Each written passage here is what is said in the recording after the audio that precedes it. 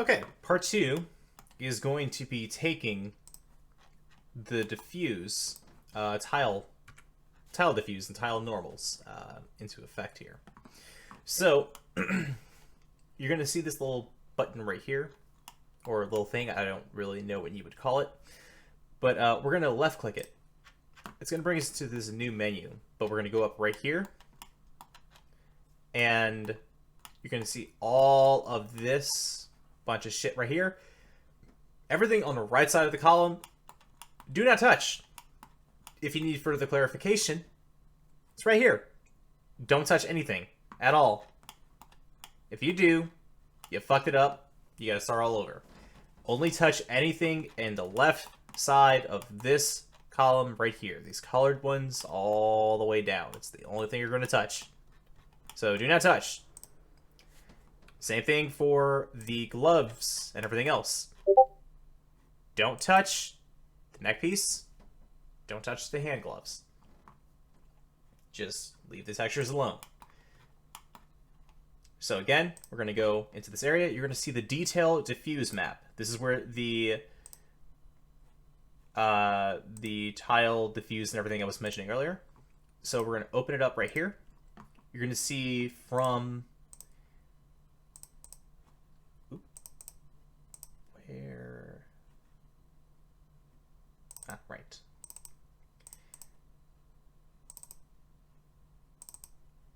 You're going to see the same numbers here. Going to be in this little area right here.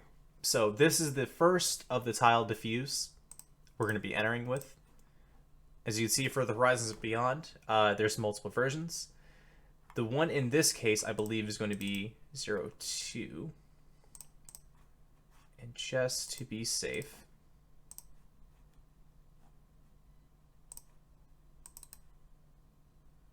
we're going to open it up and compare. It looks to be about the same. I know it's a little bit transparent, but generally you get a good idea after fiddling with it for a while. Look at little small details. As you can see, there's like this weird check mark right here, which is in the same for the HD version, weird little hook check mark thing.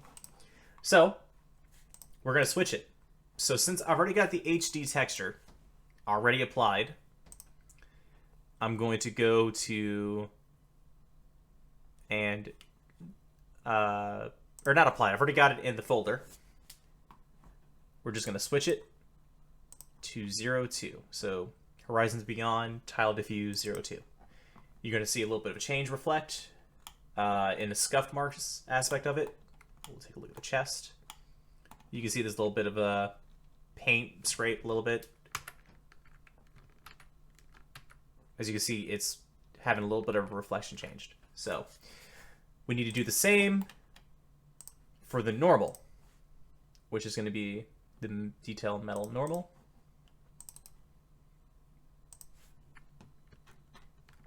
As you can see, it's got the weird little hook. Unlike the diffuse, it's a little bit more clear, so obviously I know it's going to be the same. Pretty much self-evident. So tile diffuse 2. Now, as you can see, just like with the other textures as far as the G-stack and normal, this needs to be changed to non-color.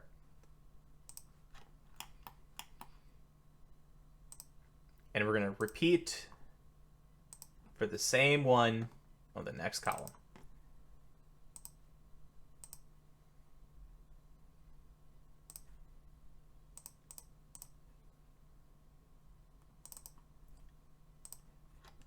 Now we're going to skip to the cloth. This one has cotton fabric, which is this one right here. It's going to be a little bit invisible, but usually if you're unsure, you can check the normal that's right next to it half the time and get a pretty good idea of what you're working with. So I believe it will be this one, which would be Tile Diffuse 3 in this case. Whoop, wrong one. Which it would be. So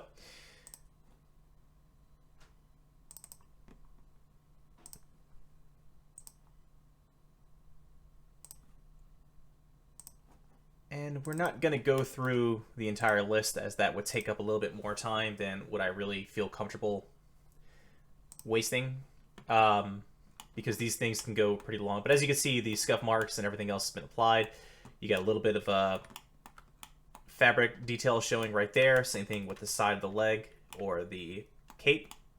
As you can see, the little indentations from the normal was applied. So, we're done with that. What's next? I can't work with the female version of this model because it would require showing the lewd aspects of the Fallout 4 model. Oh, I forgot to apply the materials.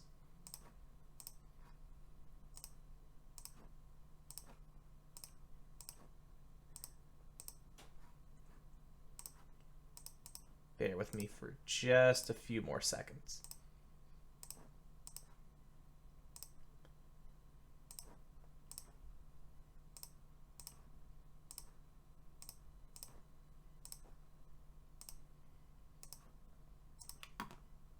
Okay, so what's next? We're going to go to File and Append. Now, I've already got the model set up as far as everything had been shown earlier as far as the blend. So we're going to append, for this model in particular, the base male and this Exile Titan male armature. Everything's brought in.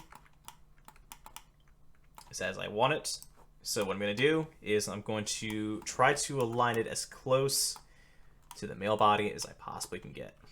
So first things first, I'm going to hit R, Z as in Zeta, and I'm going to type in 180. Enter. I'm going to press R, X, and then 90. Then I'm going to press S as in Scourge and type in 7 and enter again. And as you can see, it's got it pretty close to the general shape of the Fallout 4 body. Now, I've got some unnecessary things that are obstructing the visibility of what I need to work as far as the helmet, the head, and this cape. So, I'm going to click either here or inside the column, depends on what you want to do. I can either hit H or turn off or on this eyeball there. Gonna do the same for the cloak. Gonna do the same for the head. I'm gonna turn off the Exile body really quickly. Now, as we can see, it is generally pretty close, but I still need the neck to line up right about here, and the shoulders I want to overlap. Think of it like wearing a plastic glove. What are those see-through ones that you basically throw away with? You know, I'm going to in detail with that, but basically just want to overlap it. But before I begin with that, I'm going to go to the Exile Male armature. I'm going to go to bottom left right here, pose mode, make sure everything is selected, and I'm going to hit Control C. C is in copy. I'm going to get out of object mode, or go out of pose mode to object mode, do the same thing for this one, and I'm going to select everything and hit Control V as in Veronica. And what it just did was copied and pasted the entire pose. So that just saved you a hell of a lot of time versus having to pose this manually. Now, before we begin anything, I always want the feet to match up with the feet of the base model. As we can see, it's overlapping a little bit and just slightly above. We need to fix that. So I'm going to hit Control G as in Greg and Y. And just try to get it as close to being as it is right now.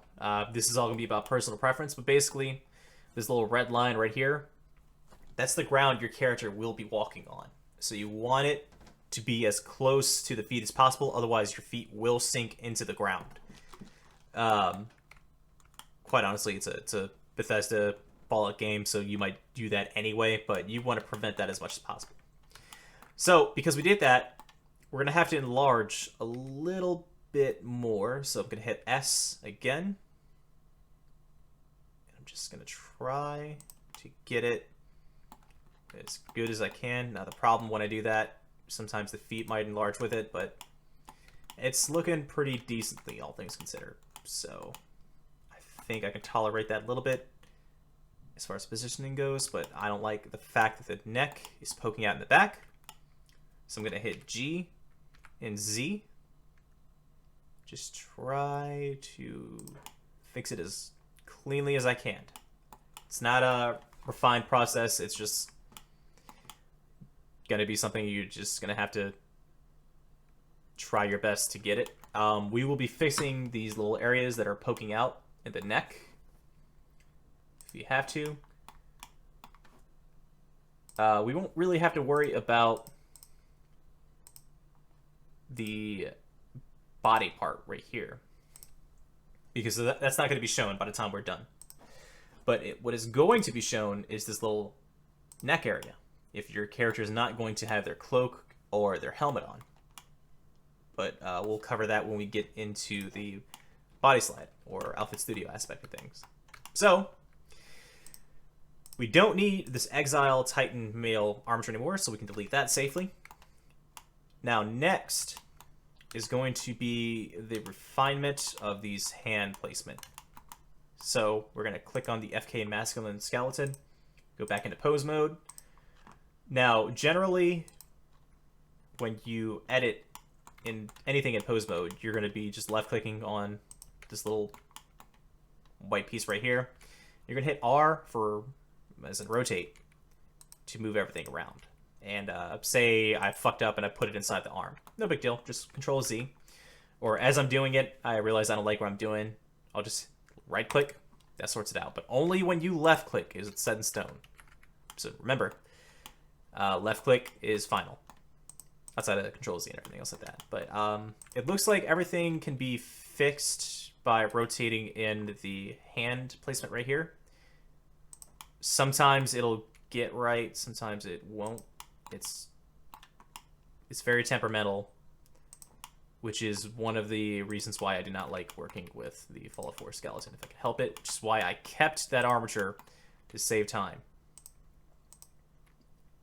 So just a little bit of working within the confines of the skeleton. You can pretty much press G's and Greg to elongate everything else.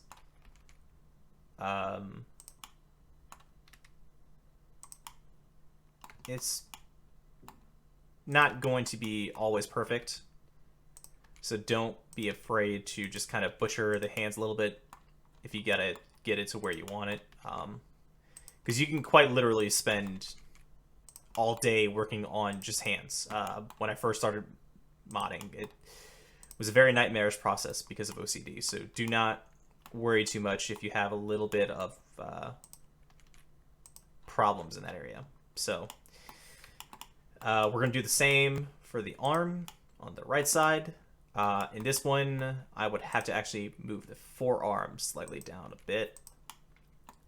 And probably... There we go.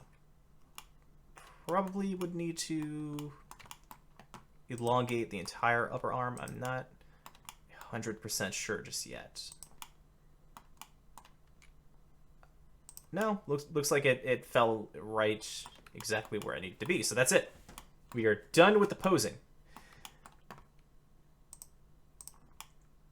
And that is it for that. Now, one issue is going to be the fact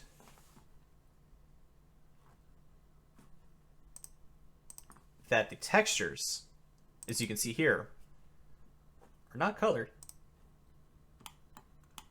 It's not as it should be. That means we're going to have to bake them.